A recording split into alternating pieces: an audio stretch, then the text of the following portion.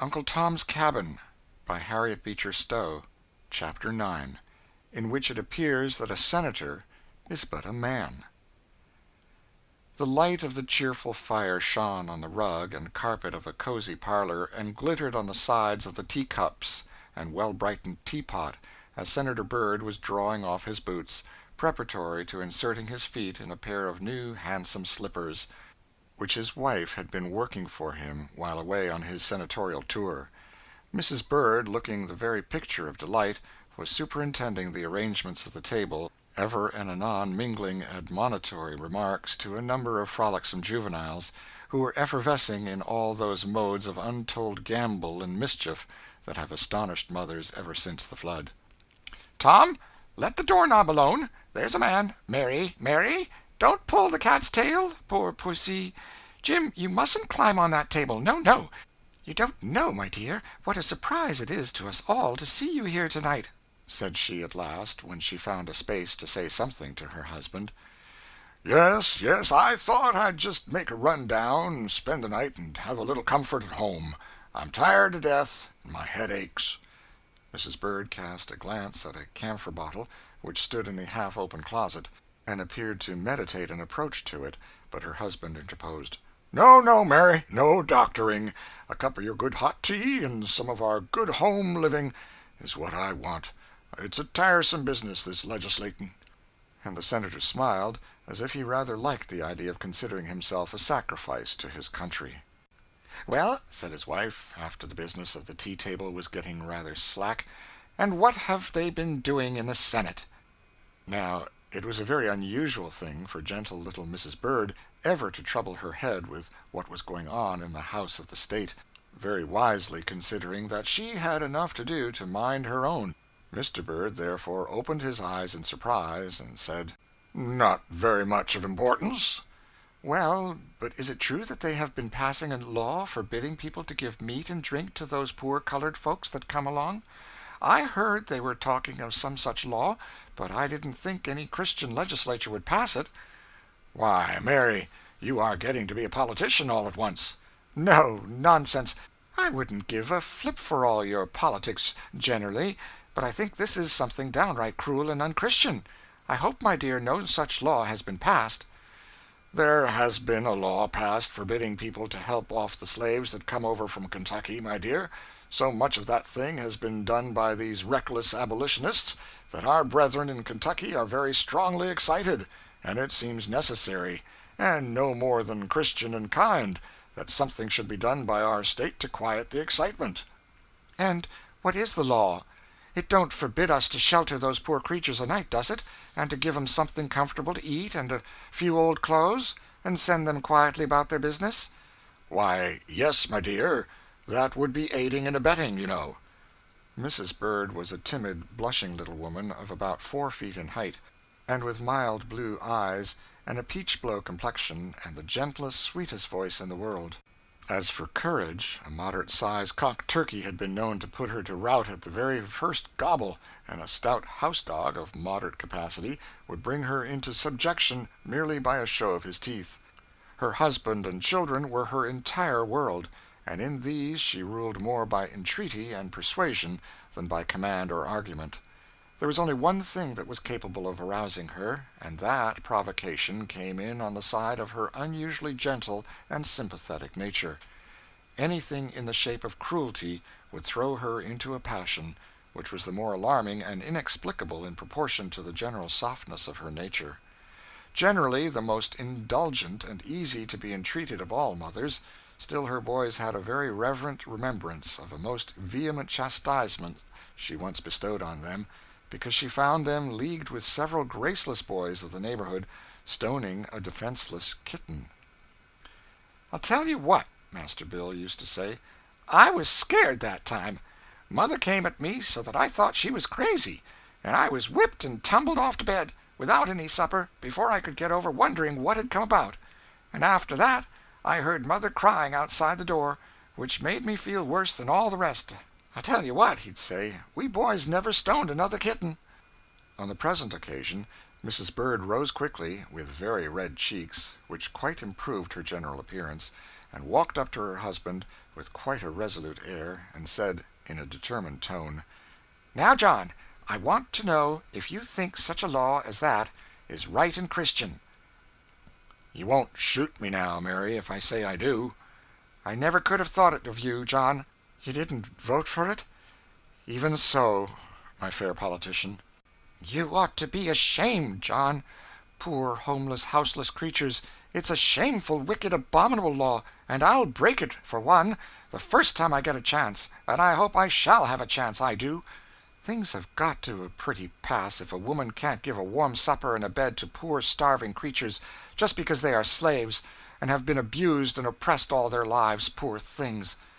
"But, Mary, just listen to me. Your feelings are all quite right, dear, and interesting, and I love you for them. But then, dear, we mustn't suffer our feelings to run away with our judgment. You must consider it's a matter of private feeling. There are great public interests involved. There is such a state of public agitation rising that we must put aside our private feelings." "Now, John, I don't know anything about politics, but I can read my Bible, and there I see that I must feed the hungry, clothe the naked, and comfort the desolate, and that Bible I mean to follow." "But in cases where your doing so would involve a great public evil—" "Obeying God never brings on public evils. I know it can't. It's always safest all around to do as He bids us." Now listen to me, Mary, and I can state to you a very clear argument to show—" "Oh, nonsense, John. You can talk all night, but you wouldn't do it. I put it to you, John, would you now turn away a poor, shivering, hungry creature from your door because he was a runaway? Would you now?" Now, if the truth must be told, our Senator had the misfortune to be a man who had a particularly humane and accessible nature, and turning away anybody that was in trouble never had been his forte. And what was worse for him in this particular pinch of the argument was, that his wife knew it, and, of course, was making an assault on rather an indefensible point. So he had recourse to the usual means of gaining time for such cases made and provided. He said, "Ahem," and coughed several times, took out his pocket handkerchief, and began to wipe his glasses. Mrs. Bird, seeing the defenseless condition of the enemy's territory, had no more conscience than to push her advantage. "I should like to see you doing that, John, I really should. Turning a woman out of doors in a snowstorm, for instance. Or maybe you'd take her up and put her in jail, wouldn't you? You would make a great hand at that." "Of course, it would be a very painful duty," began Mr. Bird in a moderate tone. "Duty, John? Don't use that word. You know it isn't a duty. It can't be a duty. If folks want to keep their slaves from running away, let 'em treat 'em well. That's my doctrine. If I had slaves, as I hope I never shall have, I'd risk their wanting to run away from me, or you either, John. I tell you, folks don't run away when they are happy, and when they do run, poor creatures, they suffer enough with cold and hunger and fear without everybody's turning against them, and law or no law, I never will, so help me God." "Mary, Mary, my dear, let me reason with you." "I hate reasoning, John, especially reasoning on such subjects. There's a way you political folks have of coming round and round a plain right thing, and you don't believe in it yourselves when it comes to practice. I know you well enough, John. You don't believe it's right any more than I do, and you wouldn't do it any sooner than I." At this critical juncture, old Cudjoe, the black man-of-all-work, put his head in at the door, and wished "Missus would come into the kitchen," and our Senator, tolerably relieved, looked after his little wife with a whimsical mixture of amusement and vexation, and, seating himself in the arm-chair, began to read the papers. After a moment his wife's voice was heard at the door in a quick, earnest tone. John, I do wish you'd come here a moment." He laid down his paper, and went into the kitchen, and started, quite amazed at the sight that presented itself. A young and slender woman, with garments torn and frozen, with one shoe gone, and the stocking torn away from the cut and bleeding foot, was laid back in a deadly swoon upon two chairs. There was the impress of the despised race on her face, yet none could help feeling its mournful and pathetic beauty, while its stony sharpness, its cold, fixed, deathly aspect, struck a solemn chill over him. He drew his breath short and stood in silence.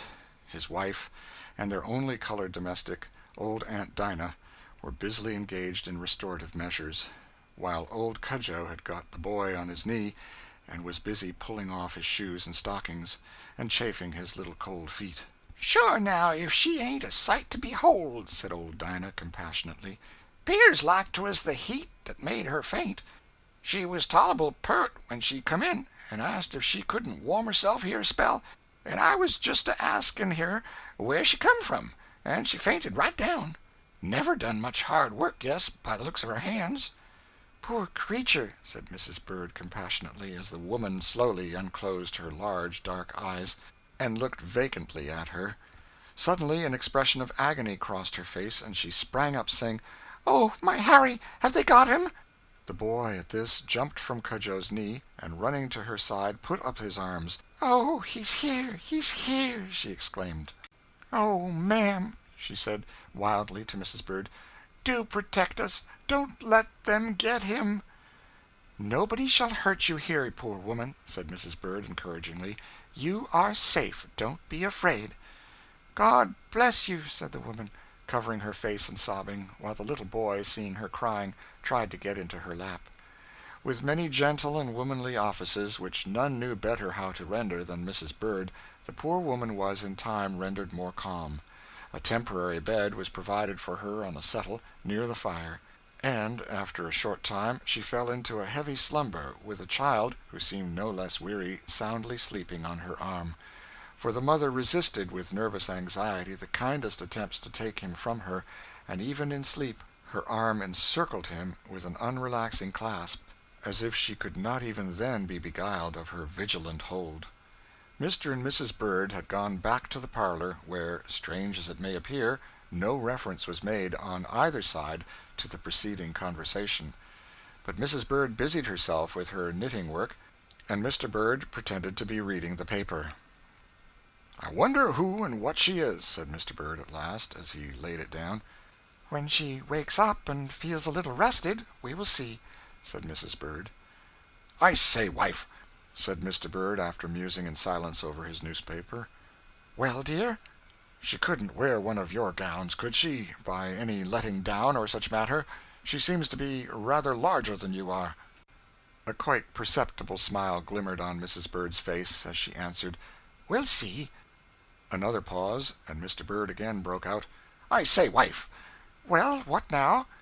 "Why, there's that old bombazin cloak that you keep on purpose to put over me when I take my afternoon's nap. You might as well give her that. She needs clothes." At this instant Dinah looked in to say that the woman was awake and wanted to see Mrs. Mr. and Mrs. Bird went into the kitchen, followed by the two eldest boys, the smaller fry having by this time been safely disposed of in bed. The woman was now sitting up on the settle by the fire. She was looking steadily into the blaze with a calm, heartbroken expression, very different from her former agitated wildness. "Did you want me?" said Mrs. Bird in gentle tones. "I hope you feel better now, poor woman." A long-drawn, shivering sigh was the only answer, but she lifted her dark eyes and fixed them on her with such a forlorn and imploring expression that the tears came into the little woman's eyes. "You needn't be afraid of anything. We are friends here, poor woman. Tell me where you came from, and what you want," said she. "I came from Kentucky," said the woman. "When?" said Mr. Bird, taking up the interrogatory. "Tonight."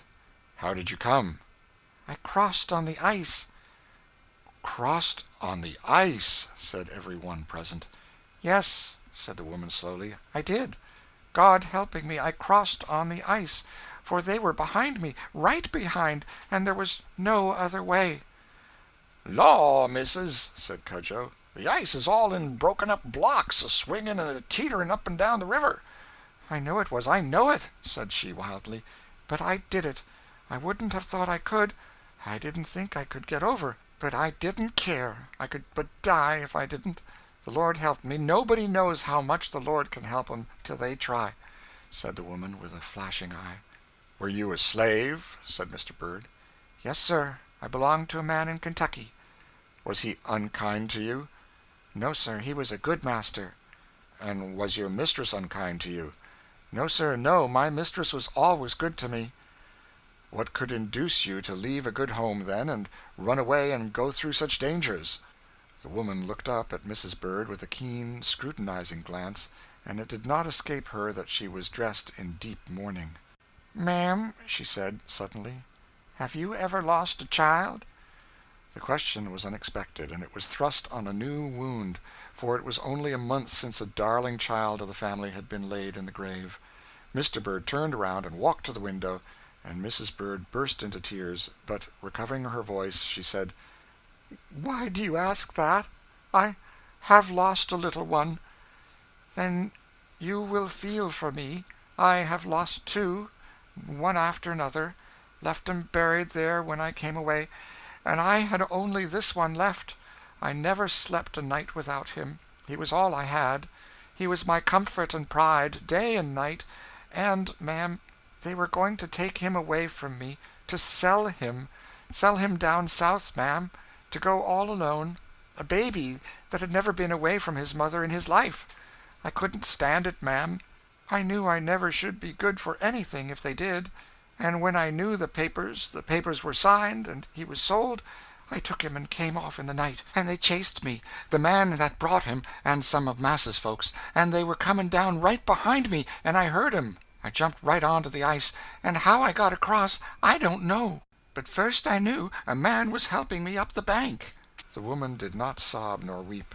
She had gone to a place where tears are dry. But every one around her was, in some way characteristic of themselves, showing signs of hearty sympathy. The two little boys, after a desperate rummaging in their pockets in search of those pocket-handkerchiefs which mothers know are never to be found there, had thrown themselves disconsolately into the skirts of their mother's gown, where they were sobbing and wiping their eyes and noses to their hearts' content. Mrs. Bird had her face fairly hidden in her pocket-handkerchief, and old Dinah, with tears streaming down her black, honest face, was ejaculating, "Lord have mercy on us!" with all the fervor of a camp meeting, while old Cudjoe, rubbing his eyes very hard with his cuffs, and making a most uncommon variety of wry faces, occasionally responded in the same key with great fervor. Our Senator was a statesman, and of course could not be expected to cry, like other mortals, and so he turned his back to the company and looked out of the window, and seemed particularly busy in clearing his throat and wiping his spectacle glasses, occasionally blowing his nose in a manner that was calculated to excite suspicion had any one been in a state to observe critically. "How came you to tell me you had a kind master?" he suddenly exclaimed, gulping down very resolutely some kind of rising in his throat, and turning suddenly round upon the woman. "Because he was a kind master, I'll say that of him anyway, and my mistress was kind. But they couldn't help themselves. They were owing money, and there was some way, I can't tell how, that a man had a hold on them, and they were obliged to give him his will. I listened, and heard him telling mistress that, and she begging and pleading for me, and he told her he couldn't help himself, and that the papers were all drawn. And then it was I took him and left my home and came away. I knew 'twas no use of my trying to live if they did it, for it appears like this child is all I have." "Have you no husband?" "Yes, but he belongs to another man. His master is real hard to him, and won't let him come to see me hardly ever, and he's grown harder and harder upon us, and he threatens to sell him down south. It's like I'll never see him again." The quiet tone in which the woman pronounced these words might have led a superficial observer to think that she was entirely apathetic, but there was a calm, settled depth of anguish in her large, dark eye that spoke of something far otherwise. "And where do you mean to go, my poor woman?" said Mrs. Bird. "To Canada, if I only knew where that was. Is it very far off, is Canada?" said she, looking up with a simple, confiding air to Mrs. Bird's face. "Poor thing," said Mrs. Bird involuntarily.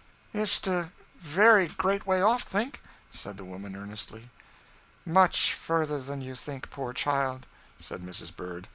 "But we will try to think what can be done for you. Here, Dinah, make her up a bed in your own room, close by the kitchen, and I'll think what to do for her in the morning. Meanwhile, never fear, poor woman. Put your trust in God. He will protect you." Mrs. Bird and her husband re-entered the parlor. She sat down in her little rocking chair before the fire, swaying thoughtfully to and fro. Mr. Bird strode up and down the room, grumbling to himself. Pish! Pshaw! Confounded awkward business. At length, striding up to his wife, he said, I say, wife, she'll have to get away from here this very night. "That fellow will be down on the scent bright and early tomorrow morning. If 'twas only the woman, she could lie quiet till it was over. But that little chap can't be kept still by a troop of horse and foot, I'll warrant me. He'll bring it all out, popping his head out of some window or door. A pretty kettle of fish it would be for me, too, to be caught with them both here just now. No, they'll have to be got off tonight." "Tonight? How is it possible? Where to?" "Well, I know pretty well where to," said the Senator, beginning to put on his boots, with a reflective air, and stopping when his leg was half in, he embraced his knee with both hands and seemed to go off in deep meditation. "It's a confounded awkward, ugly business," said he at last, beginning to tug at his boot straps again, "and that's a fact." After one boot was fairly on, the Senator sat with the other in his hand, profoundly studying the figure of the carpet. "It will have to be done, though, for aught I see. Hang it all!" And he drew the other boot anxiously on and looked out of the window. Now, little Mrs. Bird was a discreet woman, a woman who never in her life said, "I told you so," and on the present occasion, though pretty well aware of the shape her husband's meditations were taking, she very prudently forbore to meddle with them, only sat very quietly in her chair, and looked quite ready to hear her liege lord's intentions when he should think proper to utter them. "You see," he said, "there's my old client, Van Tromp, has come over from Kentucky and set all his slaves free, and he has bought a place 7 miles up the creek here, back in the woods, where nobody goes unless they go on purpose, and it's a place that isn't found in a hurry. There she'd be safe enough, but the plague of the thing is, nobody could drive a carriage there tonight but me." "Why not? Cudjoe is an excellent driver." Aye, but here it is. The creek has to be crossed twice, and the second crossing is quite dangerous, unless one knows it as I do. I have crossed it 100 times on horseback, and know exactly the turns to take. And so, you see, there's no help for it. Cudjoe must put in the horses, as quietly as may be, about 12 o'clock, and I'll take her over, and then, to give color to the matter, he must carry me on to the next tavern to take the stage for Columbus, that comes by about 3 or 4, and so it will look as if I had had the carriage only for that. I shall get into business bright and early in the morning, but I'm thinking I shall feel rather cheap there, after all that's been said and done, but hang it, I can't help it." "Your heart is better than your head in this case, John," said the wife, laying her little white hand on his. "Could I ever have loved you had I not known you better than you know yourself?" And the little woman looked so handsome, with the tears sparkling in her eyes, that the Senator thought he must be a decidedly clever fellow to get such a pretty creature into such a passionate admiration of him. And so, what could he do but walk off somberly to see about the carriage? At the door, however, he stopped a moment, and then, coming back, he said, with some hesitation, "Mary, I don't know how you'd feel about it, but there's that drawer full of things of poor little Henry's." So saying, he turned quickly on his feet and shut the door after him. His wife opened the little bedroom door adjoining her room, and, taking the candle, set it down on top of a bureau there. Then from a small recess she took a key, and put it thoughtfully in a lock of a drawer, and made a sudden pause, while 2 boys, who, boylike, had followed close on her heels, stood looking, with silent, significant glances, at their mother. And oh, mother that reads this, has there never been in your house a drawer or a closet, the opening of which has been to you like the opening again of a little grave? Ah, happy mother that you are, if it has not been so. Mrs. Bird slowly opened the drawer. There were little coats of many a form and pattern, piles of aprons, and rows of small stockings, and even a pair of little shoes, worn and rubbed at the toes, that were peeping from the folds of a paper. There was a toy horse and a wagon, a top, a ball, memorials gathered with many a tear and many a heartbreak. She sat down by the drawer, and leaning her head on her hands over it, wept till the tears fell through her fingers into the drawer. Then suddenly raising her head, she began, with nervous haste, selecting the plainest and most substantial articles, and gathering them into a bundle. "Mamma," said one of the boys, gently touching her arm, You going to give away those things?" "My dear boys," she said, softly and earnestly, "if our dear, loving little Henry looks down from heaven, he would be glad to have us do this. I could not find it in my heart to give them away to any common person, to anybody that was happy, but I give them to a mother more heartbroken and sorrowful than I am, and I hope God will send his blessings with them." There are in this world blessed souls, whose sorrows all spring up into joys for others, whose earthly hopes, laid in the grave with many tears, are the seed from which spring healing flowers and balm for the desolate and the distressed. Among such was the delicate woman who sits there by the lamp, dropping slow tears, while she prepares the memorials of her own lost one for the outcast wanderer. After a while Mrs. Bird opened a wardrobe, and taking from thence a plain, serviceable dress or two, sat down busily to her work-table, and, with needle, scissors, and thimble at hand, quietly commenced the letting down process which her husband had recommended, and continued busily at it till the old clock in the corner struck 12, and she heard the low rattling of wheels at the door. "Mary," said her husband, coming in, with his overcoat in his hand, "you must wake her up now. We must be off." Mrs. Bird hastily deposited the various articles she had collected in a small plain trunk, and, locking it, desired her husband to see it in the carriage, and then proceeded to call the woman. Soon, arrayed in a cloak, bonnet, and shawl that had belonged to her benefactress, she appeared at the door with her child in her arms. Mr. Bird hurried her into the carriage, and Mrs. Bird pressed on after her to the carriage steps. Eliza leaned out of the carriage and put out her hand, a hand as soft and beautiful as was given in return. She fixed her large dark eyes full of earnest meaning on Mrs. Bird's face, and seemed going to speak. Her lips moved. She tried once or twice, but there was no sound, and, pointing upward with a look never to be forgotten, she fell back in the seat and covered her face. The door was shut, and the carriage drove on. What a situation, now, for a patriotic senator that had been all the week before spurring up the legislature of his native state to pass more stringent resolutions against escaping fugitives, their harborers and abettors. Our good senator, in his native state, had not been exceeded by any of his brethren at Washington in the sort of eloquence which has won for them immortal renown. How sublimely he had sat with his hands in his pocket, and scouted all sentimental weakness of those who would put the welfare of a few miserable fugitives before great state interests.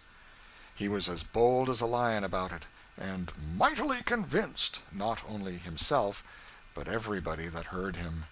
But then his idea of a fugitive was only an idea of the letters that spell the word, or, at the most, the image of a little newspaper picture of a man with a stick and bundle, with "ran away from the subscriber" under it. The magic of the real presence of distress, the imploring human eye, the frail, trembling human hand, the despairing appeal of helpless agony, these he had never tried. He had never thought that a fugitive might be a hapless mother, a defenseless child, like that one which was now wearing his lost boy's little well-known cap. And so, as our poor senator was not stone or steel, as he was a man, and a downright noble-hearted one, too, he was, as everybody must see, in a sad case for his patriotism. And you need not exult over him, good brother of the Southern States, for we have some inklings that many of you, under similar circumstances, would not do much better. We have reason to know, in Kentucky, as in Mississippi, are noble and generous hearts, to whom never was tale of suffering told in vain. Ah, good brother, is it fair for you to expect of us services which your own brave, honorable heart would not allow you to render, were you in our place? Be that as it may, if our good senator was a political sinner, he was in a fair way to expiate it by his night's penance. There had been a long continuous period of rainy weather, and the soft, rich earth of Ohio, as everyone knows, is admirably suited to the manufacture of mud, and the road was an Ohio railroad of the good old times. "And pray what sort of a road may that be?" says some Eastern traveler who has been accustomed to connect no ideas with a railroad but those of smoothness or speed. Know then